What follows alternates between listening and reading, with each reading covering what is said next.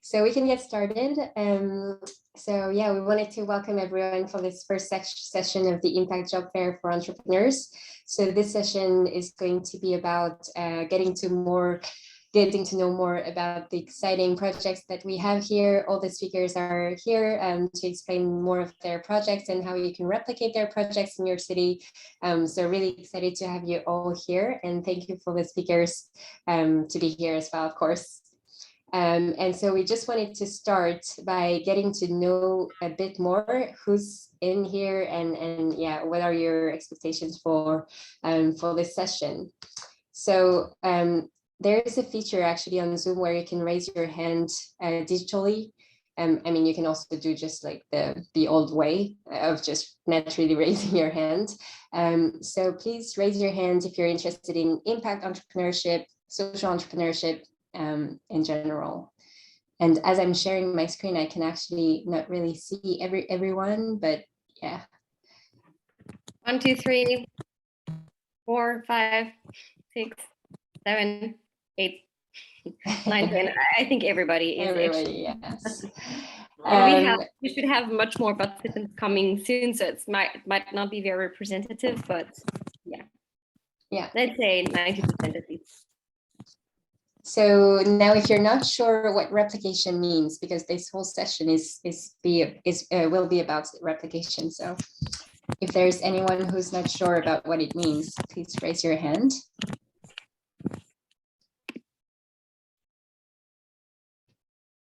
Okay. 1, 2. If you're at a stage of where you want to change careers, maybe you want to change jobs, change careers, raise your hand. 1, 2, 3, 4, 5. Yeah, 5 or 6, 7. Okay, and if you'd like to become an entrepreneur, but you're missing the right idea to get started. 1, 2, 3, 4, 5, 6, 7. Right. All right. So we basically for today, and I'm going to move on with this. Thanks for participating. So first, we're going to introduce you very quickly what replication is about, and we told you a bit more about what Green Jobs Network and ourselves were doing. Then, of course, you'll have a presentation of the social enterprises you can replicate, so directly from the founders, and then we will have a Q&A session where you can ask all your questions directly to the founders. And yeah, before we start, just a quick presentation on our side, what we do at Snowball Effect. So the idea is that many of us want to make the world a better place, and I'm sure everyone who's in the room right now share this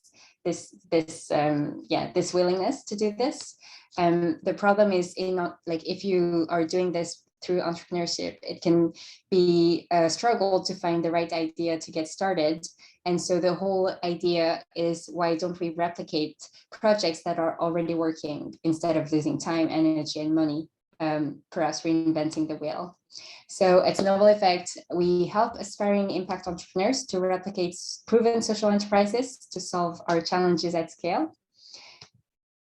And yeah, that's actually it. And we'll tell you a bit more about what replication means in general. So over to you, Laure. Yes, and maybe just a little word for all the people who are coming not from Snowball Effect side, but rather from Green Job Network side. This is an entrepreneur impact job fair, which means that we are going to present to you jobs to be created, like entrepreneurial experiences and projects that you could launch while being inspired by ideas that already exist and collaborating with their initial funders to replicate their projects. So that's just the whole purpose of this session. So what does replication mean? Because we are going to use that word a lot. So before we go in that definition of replication, we just want to make sure that everybody understands the same thing when we say replicating a social enterprise. Our definition here is that a social enterprise, it's an enterprise that is having sustainable finance, so it creates economic value, but it also and mostly tries to serve an impact, a social or environmental impact. So money is seen as a mean to create impact and not as a purpose in itself. Okay, now that we are clear on that definition, we can see that there are a lot of successful social enterprise that already exist. And today you're going to discover 5 of them. Ticket for Change, Jambala, Speak, We Love Reading, and Green Salon Collective. You can see many other really cool social businesses to be replicated on our website, snowball-effect.org. But today we are really going to have the pleasure to hear from the team of those projects directly. They are all impact proven, viable, and willing to empower others to do the same. And why are they willing to empower others to do the same? Well, mainly because they know they cannot change the world themselves, because the social and environmental challenges that we are facing are huge, and so they need others to be on board. So that's one common point among all the speakers that you will be discovering today. And yeah, this is why we help them and we help you replicate their concept or their brand. And before we hand out the microphone to them, I just wanted to give a little introduction on the world of replication. When we talk about replication, there are 2 kind of families. The families are replicating the same brand, and the family are replicating the same concept. So when you replicate the same brand, most of there are major scaling models that exist. The one that is very much known is the franchise, because everybody has in mind McDonald's, for example. So today you're going to discover really projects that are miles away from McDonald's, but that are still working in this way of creating a franchise. Then you have the license. It's something where you also replicate the same brand, but in a way that is a bit lighter. You're a little bit more independent from the initial structure in itself. And then you have 2 last scaling models that exist, the affiliation or the open source. It is whenever you want to replicate the same concept, but not necessarily the same brand. And that's also very powerful scaling models that exist. So I hope it is clearer for you now what replication means. If you have any question, please raise your hand and we can also clarify anything. I see that someone raised the hand, FG Wall.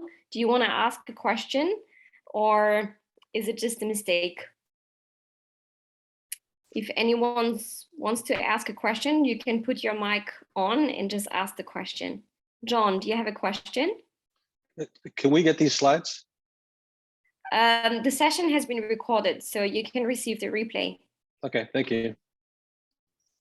Yeah, in general, throughout the whole session, don't hesitate to put your questions on the chat, and we'll answer all of those questions in the Q&A session. So I think we can move on to the speakers, and we are going to start with Jambala. So Eva, if you are here, yes, I can see you. The floor is yours. Thank you so much. Just a second. Did you want to share your slide? Yes, I don't remember. I want to. Just a second. So, can you see my screen? Is it full screen mode? So it's not full screen mode, but we can see the slides. Just a second. And now again, is it full screen? Yes. And Yes. is it another slide now? Yes. Perfect. Okay, thank you. So, hello everyone. Thank you so much for the introduction, Laura, Yonjo, Snowball Effect. It's a pleasure to be here and to be with you actually from the very beginning of your project. Yeah, we are really happy to be part of the Snowball Effect family.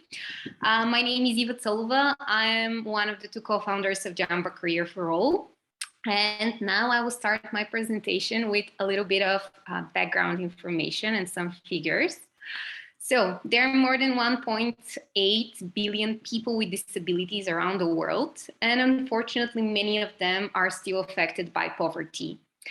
And some of the biggest challenges for these people are lack of equal access to education, career start, employment, and professional development.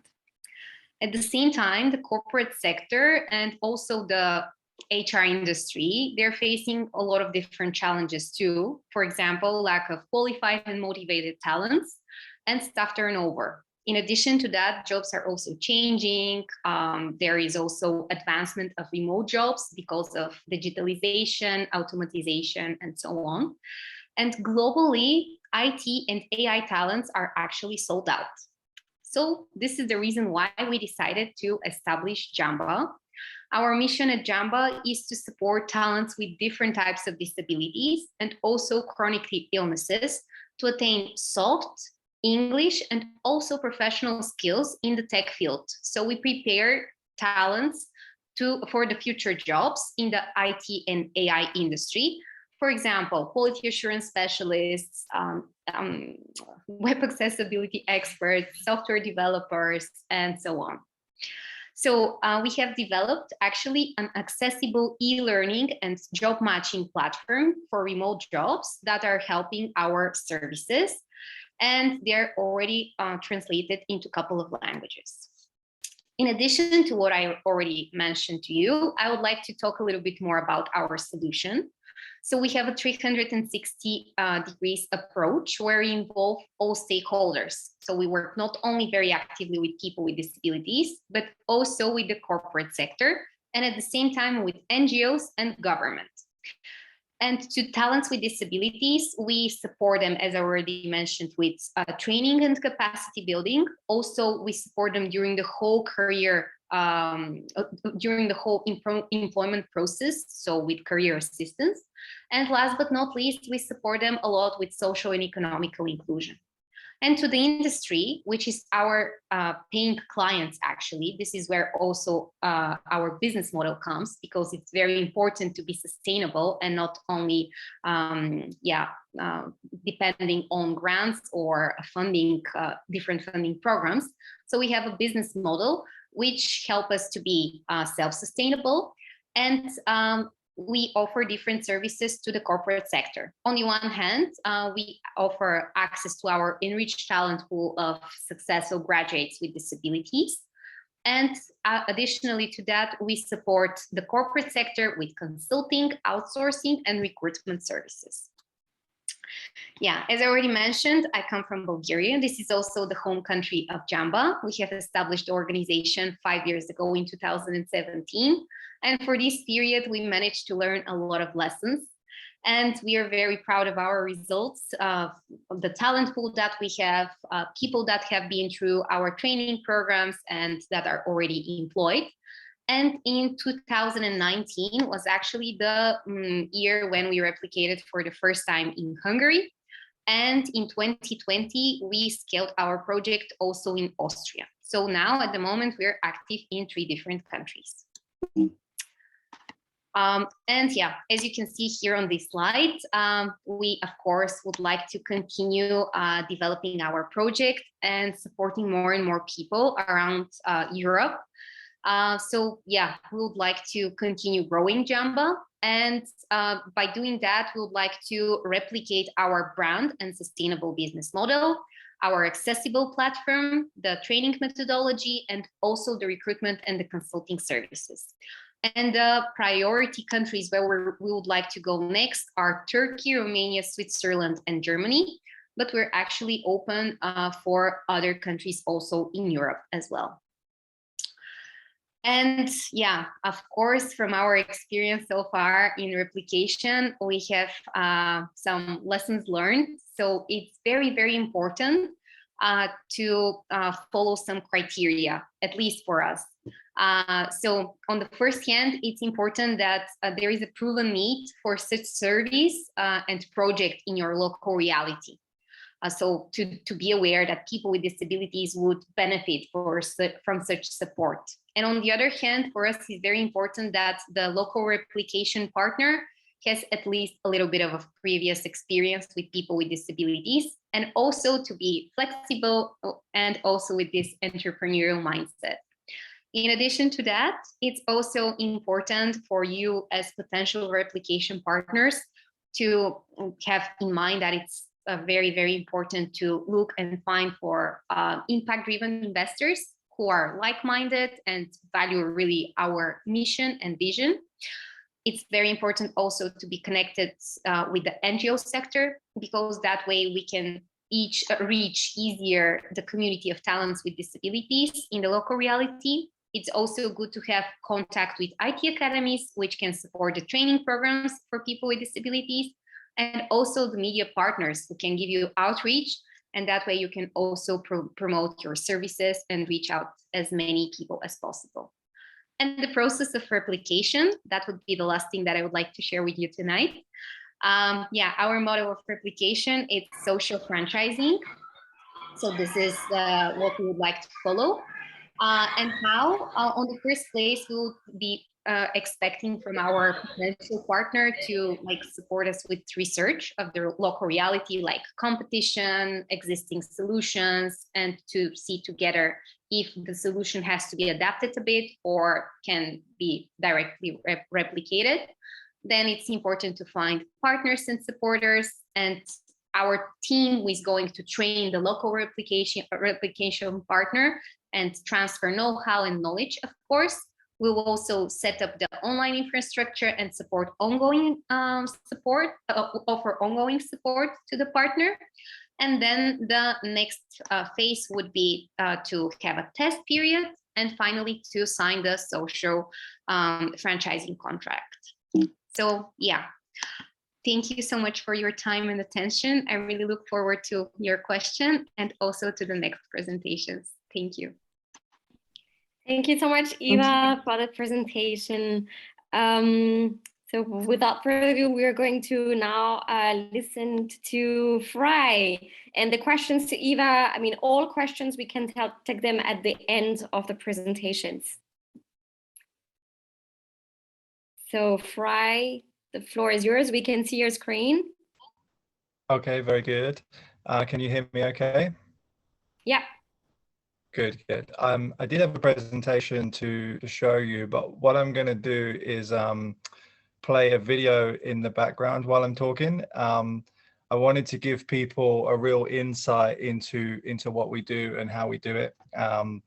And they'll get to see everything, how it works in the salon, and also it's 5 minutes long, so there's no danger of me going over my time. So yeah, thanks everyone for being here this evening, and yeah, especially thanks to the Snowball Effect, because they've been really great to work with so far. Green Salon Collective is a group of passionate environmentalists who wanted to do something positive for the environment. The reason that we chose to work on the hair and beauty images, the hair and beauty industry is for two reasons. One, because it's incredibly wasteful, more than you would think. You regularly see hair salons like this, where they look really pretty and they've got nice flowers and everyone's happy and friendly. But the reality is, behind the scenes, they're incredibly wasteful. And the second reason was that myself personally has a history in the hair and beauty industry. I was a hairdresser for 10 years. I worked for big color corporations for 10 years. And then I decided to become a sort of self-appointed sustainability consultant for hair salons. And I would advise them on things that they could do and improve on. And that's essentially what Green Salon Collective is. It's an environmental service specifically for hair and beauty salons. We specialize in recycling hair, but we also recycle salon metals. So this is the foil and the color tubes used when hair is colored. We also deal now in paper and plastic and all salon waste. We also have an educational element to our system. as well as carbon offsetting and even our own accreditation now.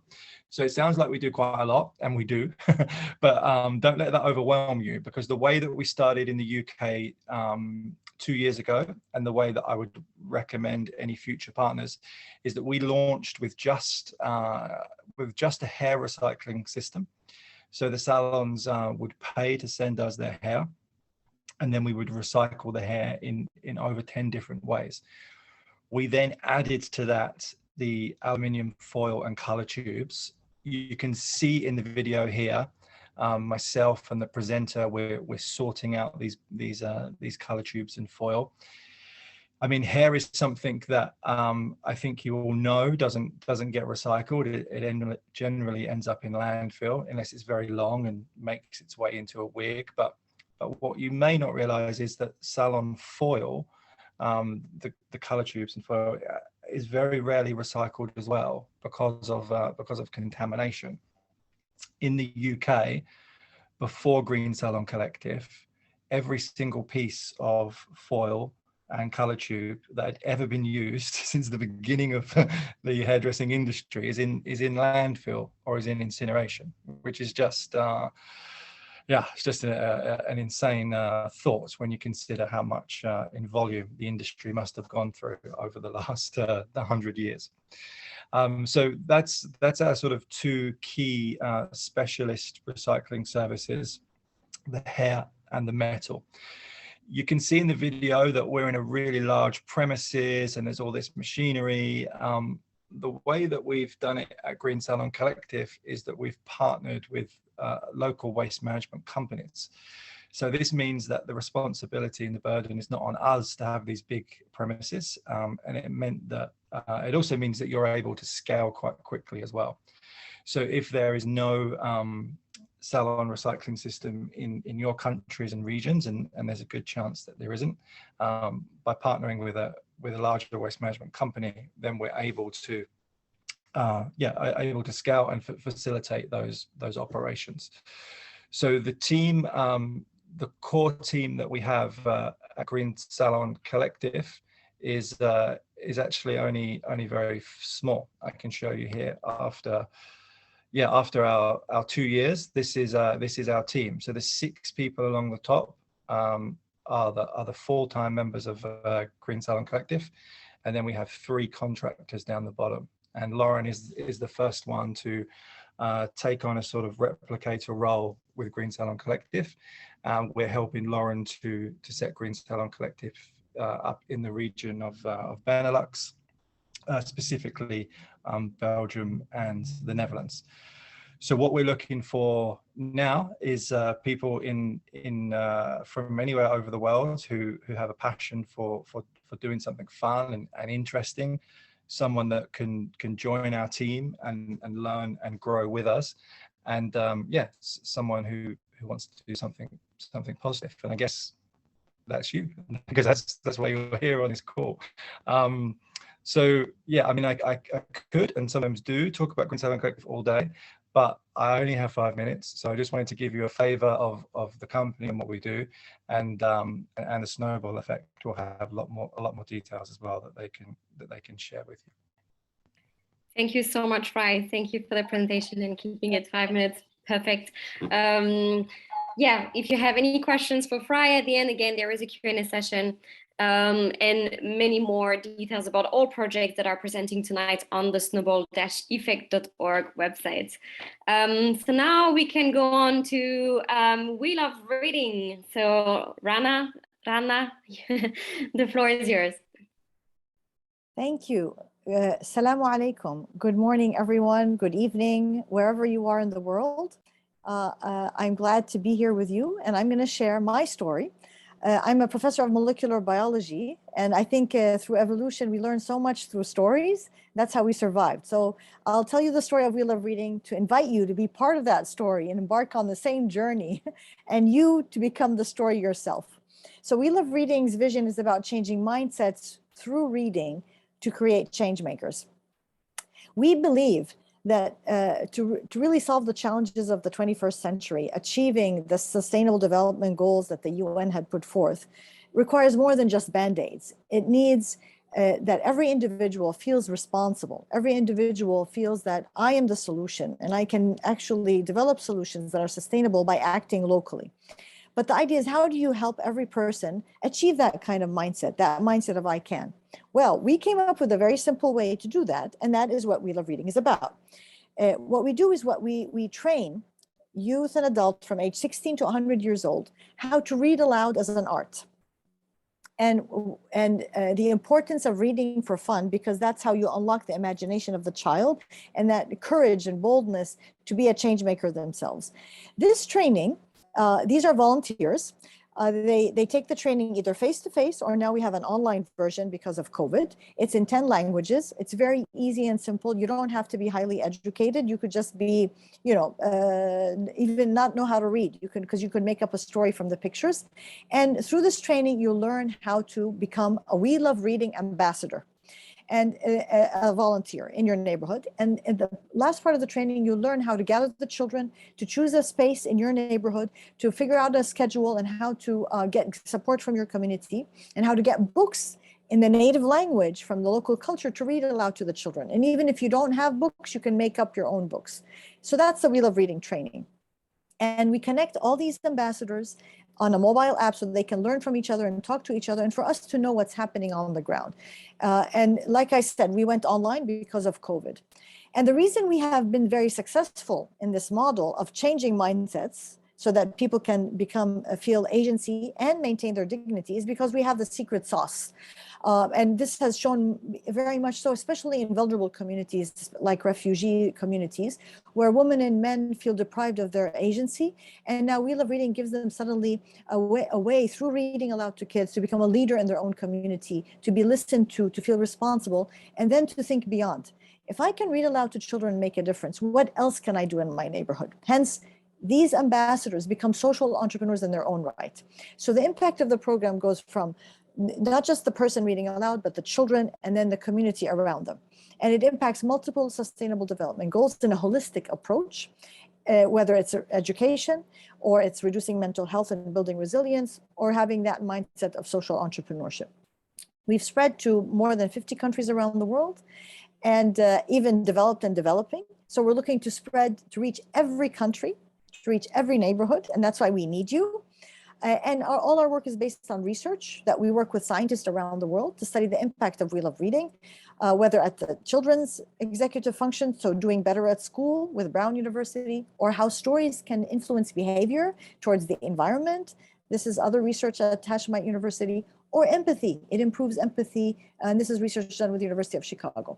So we look at ourselves, We Love Reading is doing the work, but we want you to pick up that work and spread it. And then ultimately it's the community itself that picks it up and spreads. So it becomes a movement, like a good virus spreading from place to place. And so we're innovative because we know how to do the mindset. We have a framework that is universal because of its unity, but it's local, so it celebrates diversity. And we don't use technology for the children. We only use it for the adults to keep them connected. We've won multiple awards, and we've succeeded because of all the things that I have mentioned earlier.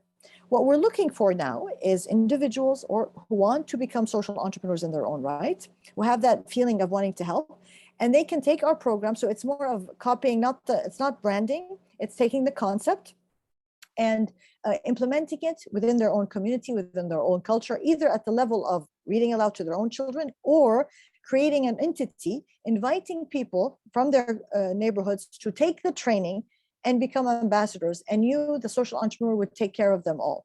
And we offer We Love Reading, and you could change the language to your own language in your own country, because it's all about being local. And you would own the program. And that's the magic. All the credit goes back to you. And that's why you would keep going. Because you're special, and we trust people. We believe in trust, that every person who wants to take this, we trust them that they will do a better job than us in their own community. And that even one little action will make a difference on the long run. And that's why we call this the butterfly effect. That's our motto, that small changes will create larger changes in time and space. Thank you very much. And I'm looking forward to hearing from you and reaching out. Thank you so much, Rana. Very cool. Again, please write down your questions for Rana on a piece of paper, a corner of laptop, and we can take them all then after. Thank you, Rana. And now we go on to Anne-Marie to present the project Ticket for Change. Yes, can you hear me and can you see my slides? We can hear you. Now we can see your slides. Perfect. Okay, super. So my name is Anne-Marie and I'm also very happy to be here. Thank you, Inge and Laure, for the opportunity. I work at Ticket for Change. I'm working on our international development. It should go to the next slide. Yes, so at Ticket for Change, we call ourselves a school and a movement for change makers. Our mission since 2014 in France is to empower people so that they can really become change makers and bring societal change through their work. It's what we call impact-oriented work. We spend 80,000 hours in our lives working, so we help people to have a positive impact through their work. We also want to influence the culture and the rules to change the system with our systemic approach. And that's why we see ourselves also as a movement working with other organizations, sharing the same vision and values. Our core expertise is that we design and we deliver learning experiences to help people, I will tell you after who, to develop the right skills, but also the mindset and the network so that they can transform their ideas into actions. I said before, we are based in France in 2014, and we are a team of 25 employees with also trainers and volunteers. And until now, we have reached until around 120,000 beneficiaries, mainly in France. The people we help, our target groups, as I said, we help people to have an impact-oriented work. So work can be creating a social enterprise. So we have, for instance, pre-incubation programs for social entrepreneurs. We also help larger companies, organizations, the leaders and employees who want to contribute to social and ecological transition in their organization. So for them, we have, for instance, tailor-made programs so that they all become ambassadors of how to be a mission-driven company. And our last target group, which is a very, very big one, are all the people in orientation, can be students, employed, unemployed people who want to have impact-oriented work. So some of you raised your hand before in the session. This is a quick overview of what we do in France. I'm not going to detail, but to give you an overview, it's both online, offline, also before COVID already. And in everything we do, it can be short or longer. We really give a lot of importance to get inspiration from role models or the people who are engaged, committed to have positive impact in their work. Then knowing better our talents, we really believe that everyone's talents can change the world. And then we help people to take action, even if they are in the starting point of their thinking, their reflection. We show that you can already take action at every stage. And after 8 years, and also, we have assessed our social impact. We want to accelerate and accelerate with others. So that's why we launched our first call for applications this spring to replicate in other countries. We are looking for teams, people with really an entrepreneurial mindset, that have who share our vision. We will transfer them our DNA, our educational methods, but then also what is very key to us, it's not a copy-paste of what we do in France. We strongly believe that it's important that the solution is adapted to the local needs and contexts. So it's more like transferring our best practice experience, how we do it here, and then for the entrepreneurs replicating to adapt to their countries and the existing ecosystem. The link will be through a trademark license, and we designed the transmission journey of 6 months. It's not Ticket for Change who is going to choose the countries, since we believe again that the potential in the countries will be really better known by the candidates themselves. And I'll show you what we've done so far. Maybe before our ambition, I should have shared this before. This this year it's our first cohort, but we have this ambition to go in 20 countries by 2026, and also to really partner with local organization, international movements to all together have more impact and reach more beneficiaries. The last 2 months we opened this call for application. And we have many people in 80 countries who showed interest. So this was very surprising and exciting for us. And well, the deadline was 2 weeks ago, so it's a bit special with the time with you today, but we will launch other cohorts. We are going to 5 to 8 countries, announcing this next week. But in the countries we are going, we will also need like people who want to support, mentor, coach the replicating teams. And then in early 2023, we will launch a second cohort. So well, we thought with Snowball Effect, it's nice to share also this opportunity with you today. And if you're interested, I would recommend you to follow Ticket for Change on LinkedIn, so that you can like next week discover the first cohorts, and maybe you are in the same country or you want to help these people, the candidates. And if you want to launch Ticket for Change and adapt it in your country, if you follow us, you will know when we launch the second cohorts. Thank you. I hope the timing was okay. And looking forward to your questions. Thank you, Anne-Marie. I shared for the people who follow the 2 links that Anne-Marie just named in her presentation. Okay, and last but not least, we are going to listen to Rita. I don't know how to pronounce your name either, I'm sorry, from Speak. So Rita, it's your turn. Let's go.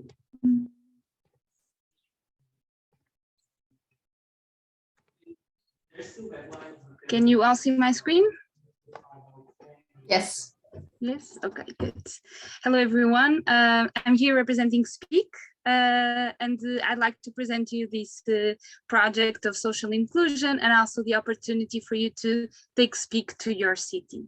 So Speak was created to help on the integration process of migrants and refugees, and we do that through language and culture exchange. So the goal is really to break the language barrier, but more importantly, to connect migrants and refugees to locals living in the same city. So we basically use language and culture exchange as a means to bring people from different contexts together in a safe and informal environment where there's a high probability of them becoming friends. And we know how important that is when people want to feel at home in the new city where they are living. So how does it work? Participants sign up in our web platform to learn or to help others learn the language. And then we bring these people together in small groups, and they can meet either online or offline throughout 12 sessions of 90 minutes. And we also have a mobile app. Okay, so we provide all the materials and the guides for the person who is leading the language group. We call them buddies. There's one person per group who is the leader of the group. And this person has access to training, materials, guidelines, and so do the participants. They also have exercises to complete, both offline, but also in-app. So our app has games and dynamics, almost as Duolingo, for people to complete in between sessions. So after they meet their group, to speak, for example, about family and animals, then they will have a game or a challenge in the app to complete and to share in the chat of the app where they speak with the other participants. The app also allows participants to rate the sessions. So if they're super happy with their buddy, then they can rate it and they can give compliments almost as Uber or Go Plus.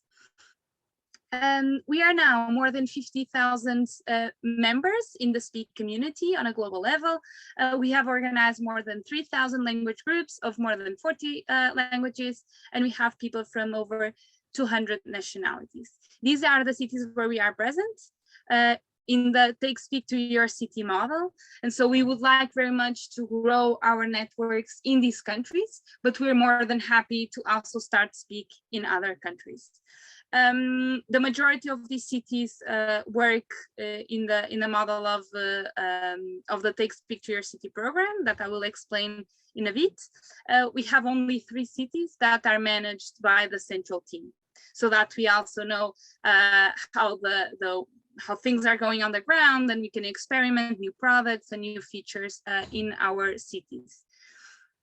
We have recently also launched an initiative called Speak for Ukraine, that allows us to make sure that we are present in the cities where refugees from Ukraine needs support in language learning. Okay, so basically it's a platform where refugees can apply to learn a language, and we'll make sure that we have buddies available to lead those language groups. And we're doing this in all the Speak cities, but also online in countries where we are not present and that are receiving many refugees from Ukraine. Then what is the Take Speak to Your City program? Our central team that is mainly based in Lisbon is responsible for training and mentoring groups of individuals or organizations that are willing to start speaking their city and help it become more inclusive. So basically our founders, which is the name of these people, can do this in 2 ways. We have people doing this professionally, so they dedicate some time to fundraising, working with foundations, with municipalities to raise the funds to commit full-time or part-time to Speak. And then we have people doing this voluntarily or as a side project. And in this case, it's very important that you are able to mobilize a group of people to join your team, so that you make sure that together you allocate enough time and enough energy to growing a local Speak community. So how does it work? On the central team side, we are responsible for training the ambassadors and the buddies. The ambassadors is a volunteer role also in the community that organizes events, such as language exchange events. And so we do that in the central team. It's an online training. We also take care of quality control. We have access to all the ratings, all the compliments that the participants give in the app. And we track all that information, and we are in contact with the local teams to raise flags or to also complement the buddies in each of the communities. Then product development and tech support is also on our side. So the mobile app is all developed by the central team. We only have a weekly meeting for the founders to come in, give feedback and give suggestions. All the transactions, payments and invoices is also on our side. Why is that? So participants can contribute to Speak before or after they complete a language group. So it basically works on a pay what you want model. And so we centralize all the transactions, and then founders have a feature in our back office where they can basically request the payments. So they see in real time the balance of their local community increasing. It's almost as a crowdfunding. And then every month they can just withdraw and issue an invoice, and we'll transfer the total amount of money that they have available. And then most importantly, the support to the founders. So we work very closely with the founders, because we have expertise inside the team of marketing, operations, finance, HR. And so there are people in our team who are the point of contact with the founders. They identify the needs of the founders, and then they come to the central team to organize trainings, organize peer-to-peer sessions, to make sure that our community of founders have all the resources and all the knowledge that they need to implement and grow Speak on a local level. Then on a local side, so on the founder side, it's the support to the language group. So they are in close contact with their community and they are in contact with bodies and participants. They also recruit them. They're responsible for funding and the local marketing, including partnerships, and all the back office processes and quality control as well. So identifying the bodies, opening the language group, contacting the participants if needed, and so on. Then how can you take Speak to your city? This is very simple. I'm afraid I finished the time, but I'm just going to post a link here so that you can see the process. Thank you very much. Looking forward to hearing your questions. Awesome. Thank you, Rita. Very cool. So we came to the end of all the different presentations. Thank you so much again to all speakers. It was really cool to have you live.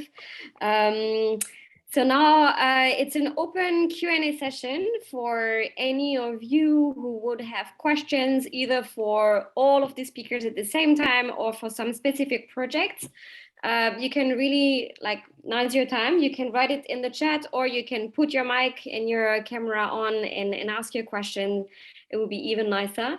And yeah, all speakers are here to answer. And this is Leonard. What I would encourage folks, if you want to ask a question, please use the raise your hand feature in the reactions, and then we will go down the list of people who've raised their hands. And also if they're written questions, we'll try to get to those as well. But raise your hand, we'll try to get to as many as we can in the time we have left.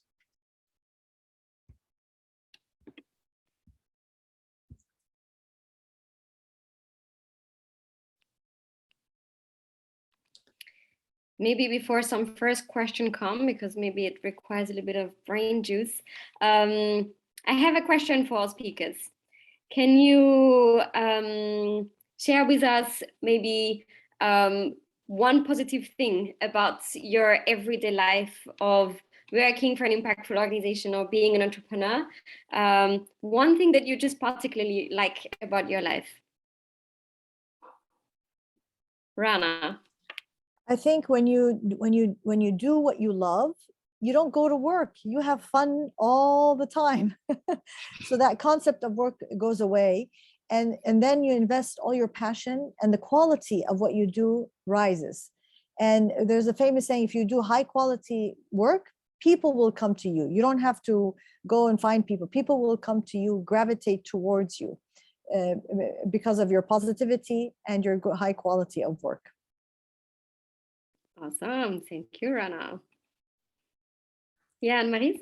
Yes, thank you, Rana. I totally share what you just said. And I will also say what gives me a lot of enthusiasm is that working with people like in the team and the beneficiaries that are thinking about positive solutions, that have this mindset of hope, even while being realistic. So this is, well, this gives a lot of energy to do our best every day to accelerate this together. Thank you, Anne-Marie.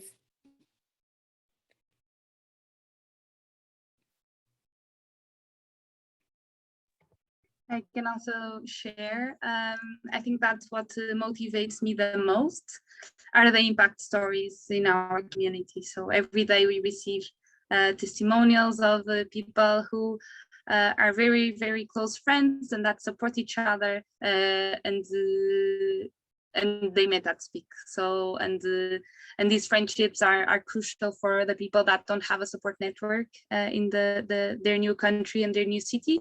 And so I think that this is what gives me energy to wake up every day. Awesome. Thank you, Rita. Is there one question that came from the participants? Yeah, there's a Yes. question in the chat if you want to take the question. Question. Rhonda, do you want to actually put your camera on and ask your question directly, or do you prefer us to? You can go on, yeah, and Mrs. yourself. Hi, all the presentations were really good and informative, but my question is specifically for Bry Taylor, the Green Salon Collective. What sort of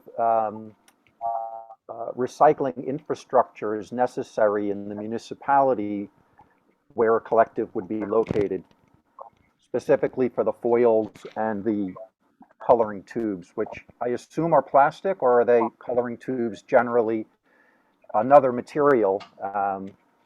I'm naturally gray, so I don't use them, so I don't have that personal knowledge. Yeah, it's good. It's a good question. I didn't really touch on this in my presentation. So part of the reason of having the word collective in the title is that there are commonly throughout the world places that will recycle these items like the color tubes and the foil and the hair. They're not well known because in order to recycle those items, you need tons of them. So a typical, so for example, with the tubes, they're actually aluminium tubes. Aluminium, as we probably all know, is infinitely recyclable. However, contaminated aluminium gets put into landfill. The average salon in the UK can't take their hairdressing foil color tubes to a metal or a commodity dealer because they'll get laughed away because they've only got a few kilograms. Whereas if you go to them with tons of metals or tons of hair, and the solutions are there. So Green Salon Collective is essentially the middlewares. So the materials come to us, they're already pretty sorted and separated. And then we can take several tons of this materials, say the aluminium. Not only can we get it recycled, but we can even make money from it. So we have like we're a company, a profitable company, but what we do is that the money that we raise from selling the commodities, because essentially aluminium is a commodity, we give those to charity. So that question about the favorite thing that you do, for me, it's visually seeing this waste pile up and then knowing that this waste is going to be turned into money that's then going to go to charity. So just this year, we've raised £8,000 that we've given to various charities. The last half of last year, we raised 7,000. So we're still growing. So as we get bigger and bigger, it just gets better and better because the waste totals get better, and that means the charity donations get bigger and better as well. So in terms, so your question on infrastructure, we initially just started with an empty room, like the size of a garage. And then as that started to fill, we were like renting the size of a double garage. And then eventually it was just easier to partner with a waste management company and say, look, you've got this huge premises, let us just rent this little corner. We're going to fill it with hair metals, and it's great for them because they get to they get more income, they get to use that space, and it's great for us because we don't have to fund our own big, huge, recycling facilities. Does that answer your question, Randall? It does. If I have a follow-up, if there's time. Yeah, we might have organized some breakout rooms after for some of you if you want to stay. But thank you, Randall. And for now, we might keep on with the other questions coming up. So there's one from Zaina. In my community in Lebanon, the locals and refugees literally speak the same language, Arabic. However, work should be done to integrate the refugee children and teenagers with locals. So maybe a project to teach them all English would be beneficial. Is there any program that can help? Anyone want to answer this question? Maybe Rita? Sure, yes. So as I mentioned, at Speak language is really a means to an end. And so we have many, for example, Speak was started in Portugal. We have many communities here, and we also have many Brazilians coming to Portugal. And in Brazil, they speak Portuguese. And so at the first sight, it wouldn't be a barrier language. And so it wouldn't make sense for them to participate in Speak, but they use Speak a lot to practice English as well. And this is a great tool for them to find a job, for example.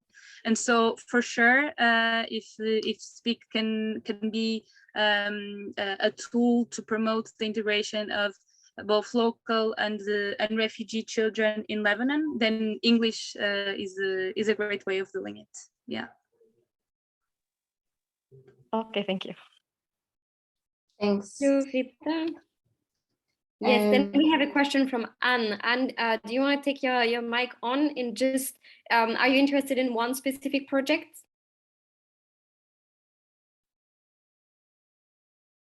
Yeah, of course. Well,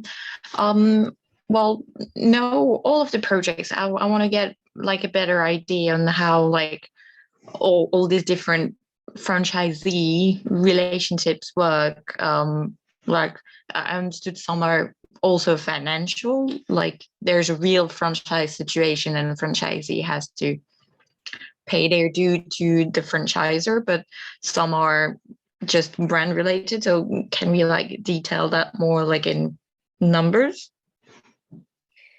Yes, I can tell you in advance before the speakers speak that there are various types of models, and so we cannot give one answer. Every project has its own franchising model with fees to pay either before or after once you've set up your business. If some speakers want to add on what I just said, feel free to do so. Yeah, Rana. So for us at We Love Reading, we believe We Love Reading. Our vision is to be a social movement, and we do not ask for any money. We share the idea with you, and then you run with it. We're there to coach you, mentor you, but it's your idea. You establish it in your vicinity, wherever you are in the world, and you own it. And so the credit goes all back to you. We ask you just to keep the logo and the name, and even you can translate into your local language. And that's about it. And just share with us your story, what happened, so we can learn from you. Thank you, Rana. Rita, you wanted to add something? Yes, so at Speak, all costs are variable, and so you only need to pay if you are actually raising money or getting donations from the language groups.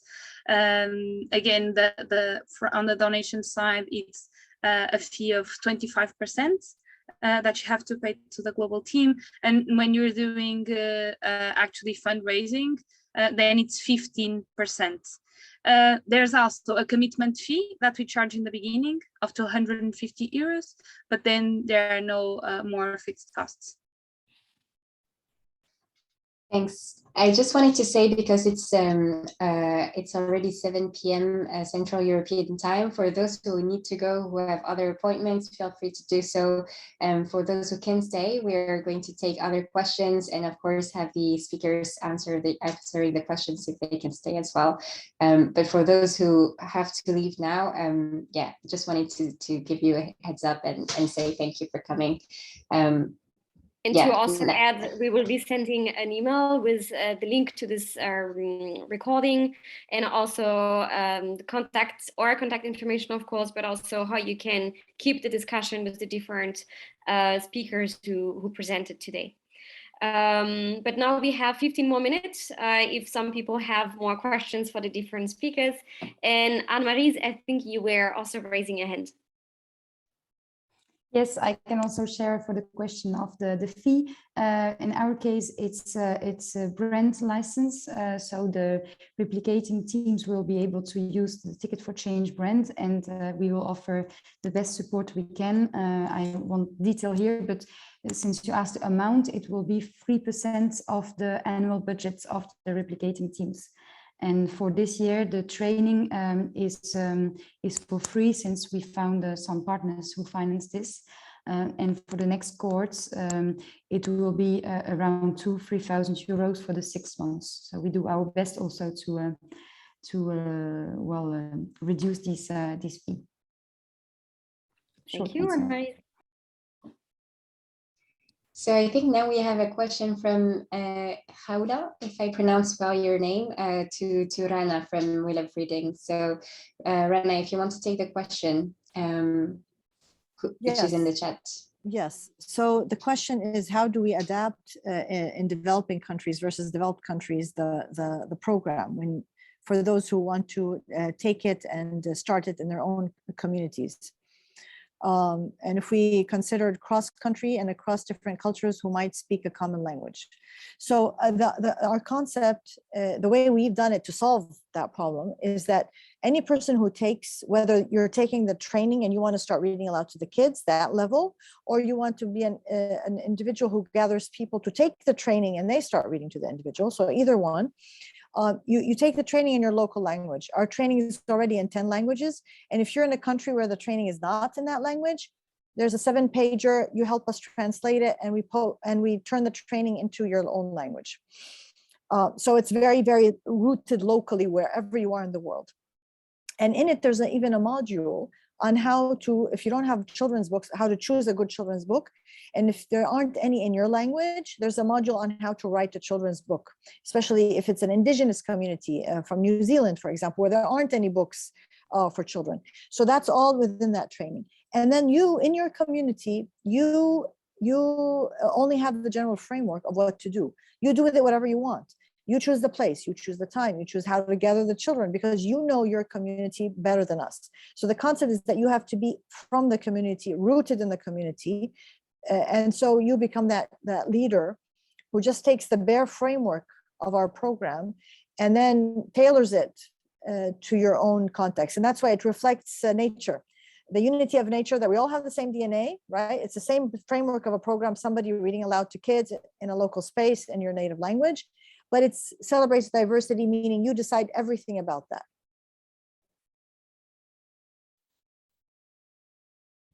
Thank you. Thank you. And I think, Kaula, I'm not pronouncing it right either. You had a second question, so feel free to also talk about that one. Yeah, so my second question was actually to all the projects. Thank you first for the great presentations. It was really great to hear about the different projects. And I was curious to know, for the ones who have mentioned that they have already replicated somewhere, like what are the challenges or some of the main challenges that you faced with this replication? And how do you handle, I don't know, governance part of it? Like this replicated part, is it part of the whole system? Is there a governance model, or how does that work? Can I follow up, since I continued, and then I'll give it to someone else, because it's and then we will continue with Eva. Yeah. So to me, the answer to that is the way is either it's an individual who starts in her neighborhood, that's it, or somebody like in Uganda, where he created a non-profit organization, he registered it and everything, and he started sharing or disseminating the training program in his own language, and he figured out a way to sell coffee to sustain it. So it's totally run from him. There's no governance. We don't control him in any way. We only sign an MOU with him that he doesn't use it for a bad purpose, and you know, things like that, which, by the way, we can't control, but it's all built on human trust. So that's how we do. So it's a very loose, decentralized. Again, ours is more of a movement where we want to disappear. We want to shut our office because everybody has picked it up everywhere, as I showed in the graph. So there haven't been much challenge. Well, in a way, the challenge is it's not about growing fast. What we care is about growing well. And so maybe it takes longer, because this way the onus is on the person who starts it in their country. If they're not the right fit, they're going to drop off by themselves. So it's like a built-in filter that if they're not ready to do what it takes, then they're not going to succeed, and that's okay with us, rather than doing it wrong. Thank you, Eva, you want it? Yeah, maybe I can also share a bit from our experience. For example, Bulgaria and Hungary are very similar as like social and economical level of social and economical development. And also something similar is that in these both countries, like Jambala is the only one solution that is like offering such services in these realities. But Austria is a country where like it's more advanced, and there are also different solutions which are offering similar services to what we offer. So this is the reason why we had to adapt our solution in order not to be competing with others, but complementing already existing solutions. So this is the reason why I also mentioned in my presentation that it's very, very important to know the local reality and also to be aware if there is something else existing out there, which is similar, so you can really adapt. And actually coming to Austria made us turn our approach and start training talents only into IT and AI skills and preparing them for tech jobs. Before that, we had a more diverse portfolio of trainings and so on. So that was how we twisted the project here. And we, also adapted our solution. So yeah, and regarding governance, I would say that we have this social franchising contract. It's important that our application partner follows, of course, the mission and the vision of the organization in general, but they also have the freedom to come up with new ideas, new campaigns, new projects, initiatives, and so on. So yeah, there is also very, very big freedom for the replicators and partners. Thank you, it would be great to know if some other people have questions. Please write in the chat, yes, I would like to continue the discussion with this project, and then we can create breakout rooms for you. And if not, I'm going first to thank all of our really cool speakers who took the time tonight to come and present. Thank you for coming, and thank you for the amazing job that you're doing. Thank you a lot to Leonard from Green Job Networks, who actually initiated this, this meeting tonight. Thank you, Leonard. It was really a great pleasure to do that with you. Yeah, now if you don't have any questions left, feel free to leave, and you can, of course, go back anytime on our website, which I'm putting here in the chat, where you can discover videos about all the projects that you already discovered tonight, plus many others. We have 18 solutions today in the website. And here you can get in touch with us again, ask more questions, and we will connect you to all those projects. Yeah, but if you have more questions, there is 5 minutes left, so feel free to stay and ask your last question.